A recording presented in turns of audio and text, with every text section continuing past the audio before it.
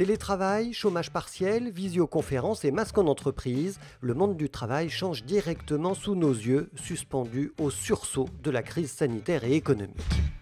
Après le choc des confinements, faut-il réinventer le travail? Faut-il changer de modèle? À quand la sortie de crise et un retour à la vie normale?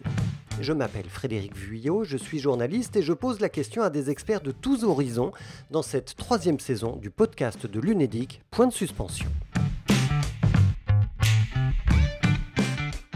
Aujourd'hui, nous parlons de ces repères perdus depuis le début de la crise sanitaire, ceux de notre place au travail, de notre rapport à autrui ou encore de la liberté perdue durant les confinements. Et pour en discuter, nous sommes avec Laurent Bibard. Bonjour Monsieur Bibard. Bonjour.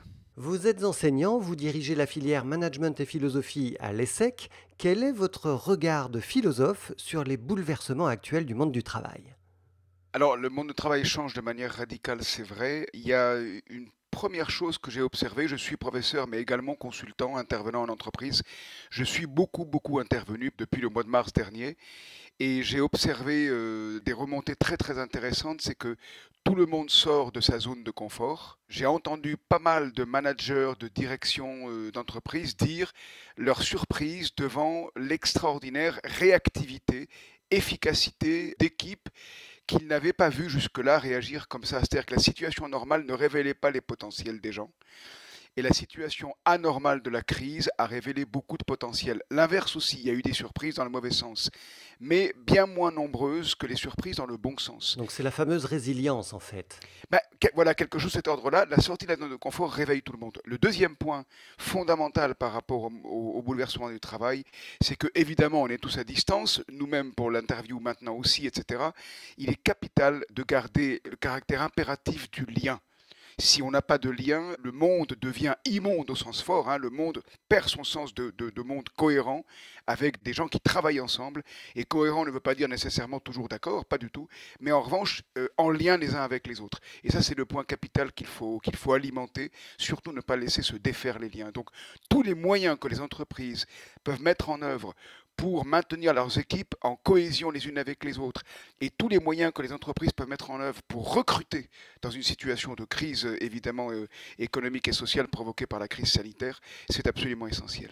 Et donc peut-être aussi faut-il réinventer la façon de faire du lien au sein même de l'entreprise. Il faut la réinventer. En fait, elle se réinvente depuis le début de la crise parce qu'il a fallu mettre en place des tas de manières de travailler, de conduire des réunions, de se rencontrer malgré tout à fait essentiel. Ce qu'il y a de très important à sauvegarder dans ce contexte-là, parce qu'on sait tous que les conditions font qu'on déborde sur la vie privée puisque chacune et chacun, lors des confinements, travaille depuis chez soi dans beaucoup de circonstances. Il faut absolument sauvegarder le rythme entre travail et repos, c'est-à-dire la vie professionnelle et la vie personnelle. C'est une vigilance tout à fait indispensable. Et en même temps, le baromètre de la perception du chômage de l'Unédic montre que la crise a renforcé la valeur accordée au travail dans la vie des Français. Qu'est-ce que ça vous inspire ? Je pense qu'il faut se demander en quel sens on valorise quelque chose qu'on est menacé de perdre. C'est-à-dire que ma réponse spontanée sur cette question, c'est on valorise parce qu'on a peur éventuellement, puisqu'on est véritablement en crise, qu'il y a beaucoup de secteurs qui sont profondément touchés par la crise sanitaire et les conséquences qu'il a fallu en tirer pour la protection des personnes. Et donc, il me semble qu'on peut supposer que la valorisation n'est pas une valorisation spontanée et joyeuse. C'est une valorisation par inquiétude, sans aucun doute. Ce que ça pose comme question, si c'est vrai, ce que j'évoque maintenant, c'est de poser la question du sens du travail. On ne l'a pas posé pendant de longues décennies. Il y a eu un fonctionnement comme sur une évidence qu'il fallait travailler pour les entreprises.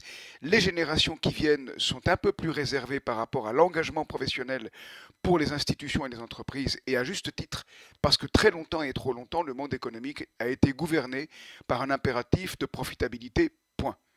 Et il faut qu'on sorte de cet impératif de profitabilité. L'impératif du monde économique, c'est de servir les personnes et non pas de servir le profit tout court.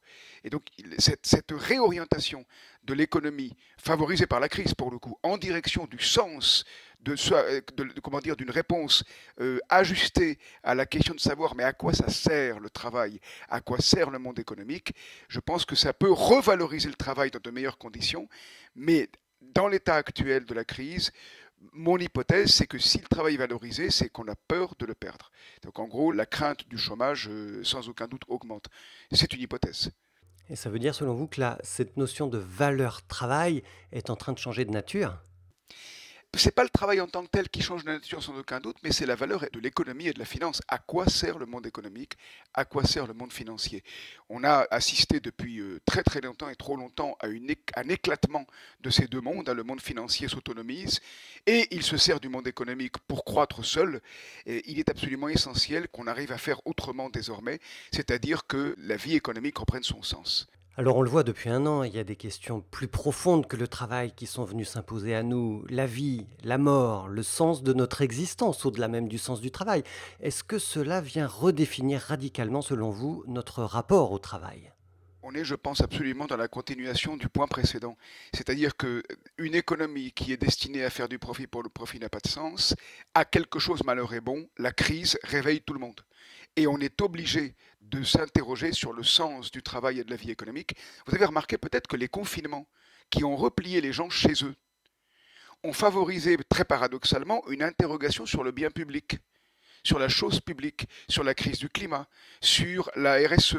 Qu'est-ce qu'on doit faire d'une économie et comment est-ce qu'elle peut servir l'humanité et la terre sur laquelle nous vivons et non pas la desservir. Et du coup, oui, en effet, les rapports beaucoup plus directs que nous sont imposés au niveau mondial, à la vie, à la mort, à la question du sens de notre existence, ça nous amène, j'espère qu'on peut dire que ça amènera réellement des questions de fond et traitées avec efficacité, qui sont autour de la question, mais à quoi ça sert de travailler? Je fais remarquer ceci qui est très intéressant, c'est que le mot de commerce, ça veut dire être avec de la matière travaillée ensemble. Autrement dit, le commerce, c'est le lien, c'est ensemble que l'on travaille. Eh bien, je reviens à la question du lien. Si la crise nous réveille toutes et tous au niveau mondial et redonne le sens d'un travail fait en commun pour servir les humains, là on commence à replacer de manière correcte le travail au cœur de questions aussi essentielles que celles du sens de notre existence. Quel est le sens de la vie? Nous savons que nous mourrons, mais comment avons-nous des communautés résilientes et qui savent que la vie, c'est de la finitude? Voilà, ces questions-là devraient ne pas être séparées de la question de savoir comment on travaille, avec qui, pourquoi et dans quel but. Et alors, est-ce que vous avez les réponses à ces questions-là, vous, Laurent Bibard, qui êtes enseignant de philosophie et de management? Ça serait bien prétentieux de dire que j'ai les réponses. En revanche, j'ai une intuition de réponse. L'un des problèmes de fond, identifiés depuis longtemps d'ailleurs, en particulier par Karl Marx, dont la pensée est désuète à beaucoup d'égards, mais pas du tout sur son diagnostic par rapport à l'économie. Le problème que nous vivons, c'est l'augmentation de la taille des institutions, des entreprises, etc. Marx parle de concentration du capital. On peut parler maintenant des multinationales qui ont des tailles gigantesques et qui sont bien plus puissantes que beaucoup d'États. Nous devons réapprendre le sens de la proximité.